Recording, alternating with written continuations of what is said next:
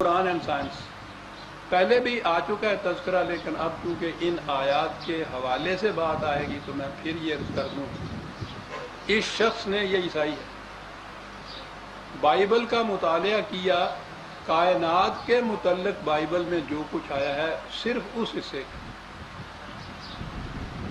اور بائبل سے منحرف ہو گیا کہ صاحب یہ تو بچوں کی بنائی ہوئی باتیں نظر آ رہی ہیں، ان میں تو کوئی حقیقت ہے ہی نہیں۔ نے کہا کہ میں مذہب کی طرف سے ہی متنفر ہو رہا تھا۔ یہ دیکھنے کے بعد عجیب اتفاق سے لیجیے، یہ بہرحال ان لوگوں کا ذہن ہے تحقیقاتی، اس نے کہا کہ ذہن میں یہ بات آئی کہ عیسائیت یا یہودیت، وہ بائبل تو ان دونوں کی کتاب ہے نا، ان کے علاوہ مسلمانوں کا بھی ایک مذہب ہے، اور وہ ان کے بعد سب سے بڑا مذہب ہے، سب سے بڑی جماعت ہے مسلمانوں کی، ذرا دیکھیں اس میں کیا لکھا ہے۔ اس بنا پہ وہ قرآن کی طرف آ گئے۔ اس کی بھی خوش بختی، ہماری خوش قسمتی کہ وہ بعد میں روایات پہ آیا، پہلے قرآن پہ آ گیا۔ اب یہ دیکھیے یہ جو محقق ہے اس کا انداز کیا ہوتا ہے تحقیق کا۔ بات صاف تھی، قرآن آ گیا، ترجمے موجود تھے، وہ تو عربی جانتا نہیں تھا اس زمانے میں، ابھی کوئی ترجمہ لیتا، اس میں ان آیتوں کے ترجمے دیکھ کے وہ کہتا کہ صاحب جو کوئی بائبل کہہ رہی ہے وہی کچھ قرآن کہہ رہا ہے۔ ہمارے ہاں کے تراجم و تفاسیر کے اندر اتنا بڑا حصہ تو خود وہی اسرائیلیات کا ہے، وہیں سے لی ہوئی ہیں، اور ان کے ترجمے، ان کی تفسیریں دیکھی تو وہی ہیں۔ لیکن اندازہ لگائیے ایک ریسرچ اسکالر کا، اس نے کہا کہ یہ ترجمے جو ہیں ان سے یہ کہنا کہ یہ میں قرآن سمجھ رہا ہوں، یہ تو بات غلط ہے۔ یہ تو میں سمجھ رہا ہوں وہ جو اس شخص نے سمجھا ہے جس نے ترجمہ کیا، یہ تو ریسرچ نہیں۔ قرآن کا سمجھنا، پھر اس نے کہا کہ قرآن کا سمجھنا موجودہ عربی زبان سے تو نہیں سمجھ میں بات آتی، جس دور کے اندر کوئی کتاب لکھی جاتی ہے اس دور کی زبان آنی چاہیے۔ تحقیق کسے کہتے ہیں؟ ریسرچ یہ ہوتی ہے۔ یہ شخص گیا عرب میں، بدوؤں کے ہاں جا کے رہا اتنا عرصہ اور ان کی زبان سیکھی، کہا پتہ چلا قرآن کیا کہتا ہے۔ پھر آیا اور جو اپنے موضوع تھے کائنات کے متعلق، قرآن سے کلاسیفیکیشن، تصریف آیات سے وہ سارا کچھ اکٹھا کیا، اور یہ جو قرآنی الفاظ کے یہ مفہوم جو اس نے متعین کیا ان بدوؤں کی زبان سے، اس مفہوم کو قرآن کی آیت میں جب وہ رکھتا ہے تو آپ دیکھیے گا کہ وہ جھوم اٹھتا ہے اس کے بارے، اور اپنی اثر اپنے زمانے کے سارے دانشوروں، سائنٹسٹوں، مفکروں، ان کو پکار کے کہتا ہے کہ وہ خدا کے لیے مجھے بتاؤ کہ 1400 سال پہلے کوئی انسان یہ بات کہہ سکتا تھا۔ یہی آیت ہے جس ضمن میں اس کے جو نتائج ہیں دو، وہ میں پیش کروں گا۔ یہ ہے کتاب میرے سامنے، لکھی تھی اس نے فرینچ میں، ترجمہ کیا ساتھ خود بیٹھ کے عربی کا، انگریزی میں، پھر عربی میں بھی ترجمہ اس کا کیا۔ یہی میں نے عرض کیا کہ یہ آیت جو ہے رتقن ففتقناہما، یہ آیت لے کے اور متعلقہ آیات ساتھ لے کے اور بحث کرتا چلا آ رہا ہے۔ بائبل کے متعلق پہلے بات کی ہے، whereas monumental errors are to be found in the Bible، سمجھ لیا نا؟ I could not find a single error in the Quran۔ I had to stop and ask myself, if a man was the author of the Quran, how could he have written facts in the 7th century AD that today are known to be in keeping with modern scientific knowledge? There was absolutely no doubt about it. The text of the Quran we have today is most definitely a text of the period, if I may be allowed to put it in these terms. What human explanation can there be for this observation? In my opinion, there is no explanation. There is no special reason why an inhabitant of the Arabian Peninsula should, at a time when King Dagobert was reigning in France, یعنی بتایا اس نے 639 AD, have had scientific knowledge on certain subjects that was 10 centuries ahead of our own.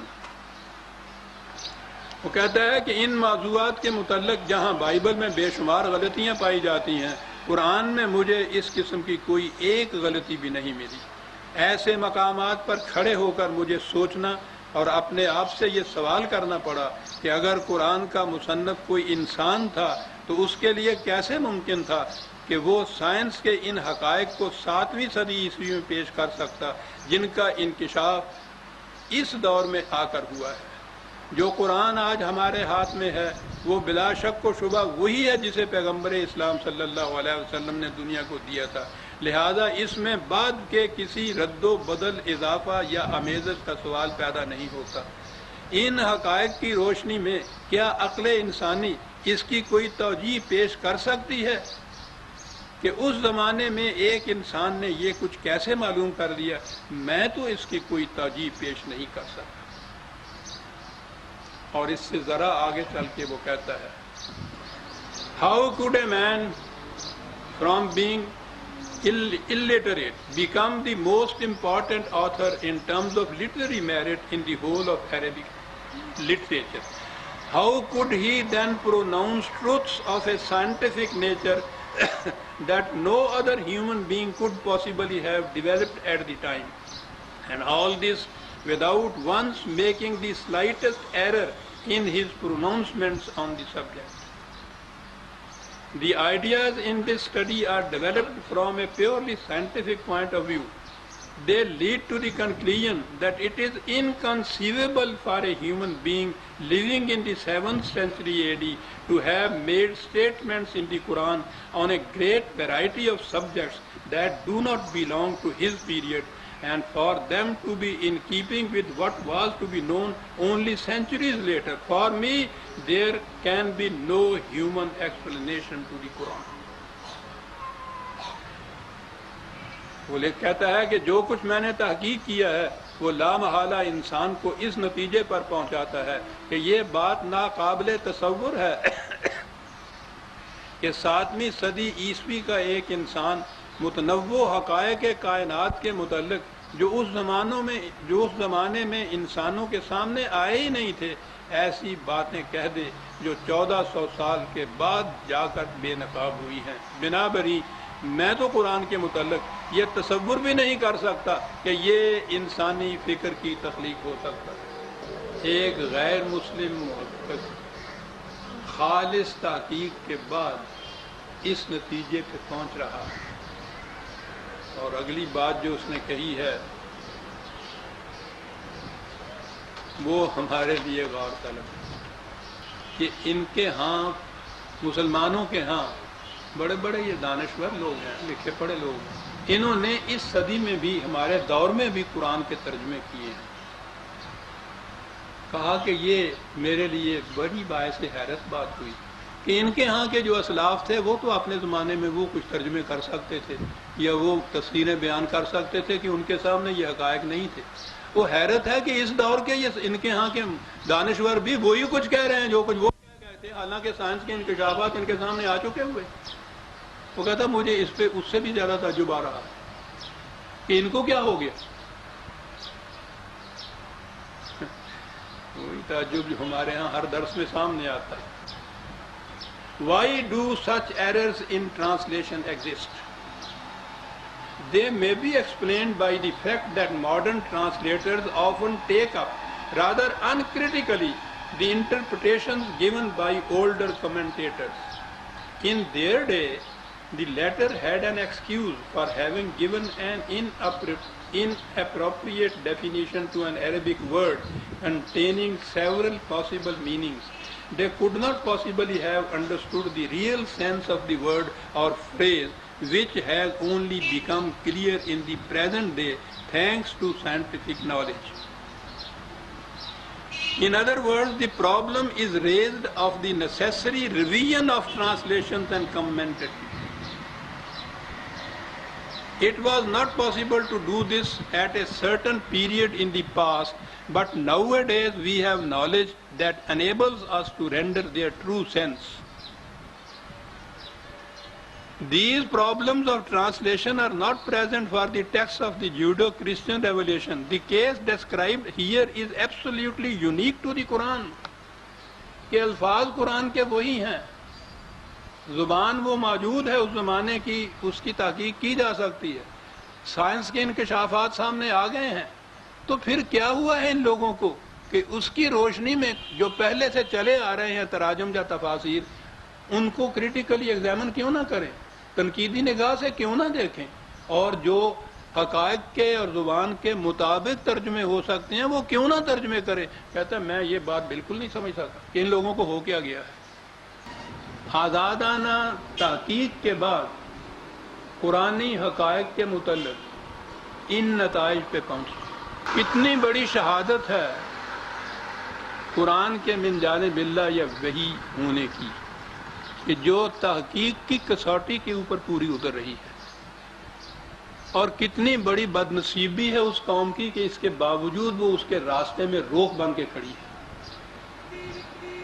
معاف رکھیے گا، پھر کبھی کبھی میں درمیان میں آ جاتی ہے۔ آپ نے دیکھا کہ میں نے 50 سال پیشتر جو انداز اختیار کیا تھا قرآن کے سمجھنے کا اور سمجھانے کا، اس وقت میرے سامنے یہ بقائے یا اس قسم کا کوئی اور مغربی محقق نہیں تھا، کسی نے اس انداز سے بات ہی نہیں کی۔ یہ پہلا شخص ہے جس نے یوں بات کی ہے، ورنہ ان کے ہاں کے بھی جو آتھرز ہیں، محقق ہیں، دانشمر ہیں، ہمارے ہاں کے ترجمے کو لے کے ہی انہوں نے لیا اور قرآن کو اٹھا کے پھینک دیا معاذ اللہ۔ یہ کچھ میں نے اس زمانے میں کیا، اس کی تائید آج اس دور کے سائنٹسٹ کر رہے ہیں کہ طریقہ یہ ہے قرآن سمجھنے، اور اس طریقے سے قرآن سمجھنے کے بعد اس شخص نے ان آیات کو لیا ہے جو تخلیق کائنات سے متعلق ہیں۔ اور اگلی بات اور ہے، کہتا ہے میں آپ کو بتاتا ہوں کہ یہ مسلمان اتنی بڑی روشنی اور نعمت کے باوجود ان تاریکیوں کے اندر ٹامک ٹوئیاں کیوں مار رہے ہیں۔ اس کا آخری باب ہے، اس میں اس شخص نے ہماری حدیثیں دی ہیں کہ انہوں نے ان کا بیڑا غرق کیا، یعنی وضعی روایات۔ معاذ اللہ یہ نہیں کہ رسول اللہ صلی اللہ علیہ وسلم کی کوئی حدیث، وہ تو سوال ہی نہیں پیدا ہوتا، وضعی روایات۔ اور وہ کرتا یہ ہے کہ یہ وضعی روایات دیتا ہے اور بائبل کے بیانات دیتا ہے، کہنے لگا دیکھ لیجئے دونوں ایک ہی ہیں، تو جہاں سے بائبل والوں نے لیا وہیں سے ان لوگوں نے لی۔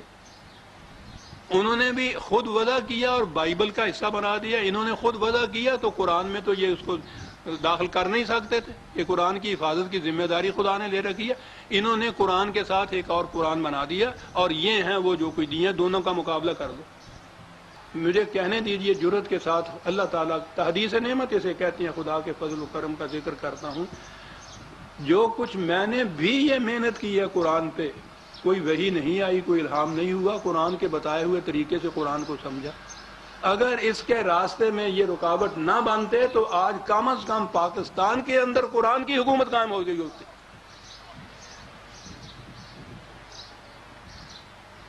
اور پھر ایک دنیا دیکھتی۔ یہ ایک شخص اس نتیجے پہ پہنچا ہوا ہے، دانشوروں کا ایک گروہ ہے جس کو متاثر کر رہا ہے یہ شخص، جس کی کتابیں پوچھو نہیں کس طرح سے چل رہی ہیں۔ اگر یہ چیز کہیں پاکستان کے اندر عملاً ہوتی اور یہ مملکت ہوتی قرآنی تو پھر پوچھیے نہیں کہاں تھی۔ لیکن خاص طور پہ یہاں یہ اہتمام کیا گیا کہ قرآن کی آواز آگے نہ جانے پائے، ایک سلوگن، ایک الزام، ایک منکر حدیث، منکر شان رسالت کے وہ کافر مرتد، اس قدر، اور وہ پورا جنود ان کے ہاں کا اس پروپیگنڈے کے لیے۔ پرویز صاحب کا اس میں کچھ نہیں گیا عزیزان مان۔ معاف رکھیے گا، میری تو کوئی دکانداری نہیں تھی۔ صدمہ اس زندگی کے آخری دور میں یہ ہے کہ اتنی محنت سے میں محسوس کر رہا ہوں کہ جتنا کچھ میں کر پایا ہوں اپنی محدود سی بصیرت و وسعت کے مطابق بھی، اتنا بھی اگر عام ہو جاتا یہ قرآن، آج اس معاشرے کی حالت کچھ اور ہوتی اور دنیا بھی دیکھتی کہ قرآن کیا کہتا ہے۔ بد نصیبی ہے میری بھی، قوم کی بھی، اس دور کی بھی، اور یہ اس لیے کہ یہ اگر قرآن خالص کو لے لیں تو ان کی دکان میں کچھ باقی رہتا ہی نہیں۔ عزیزہ نے من کہہ میں یہ رہا تھا کہ اگر یہ چیز جس طرح سے کہ یہ غیر مسلم محقق اس نتیجے پہ پہنچے ہیں، اس طریقے سے قرآن کو سمجھ کے قرآن کریم کی روشنی کو پھیلایا جاتا، اس دور میں بھی آپ دیکھیے کہ یہ بقعہ نور بن جاتا، کم از کم ایک خطہ زمین تو ایسا ہوتا، پھر اس کی روشنی کی کرنیں دور دور تک پہنچتی۔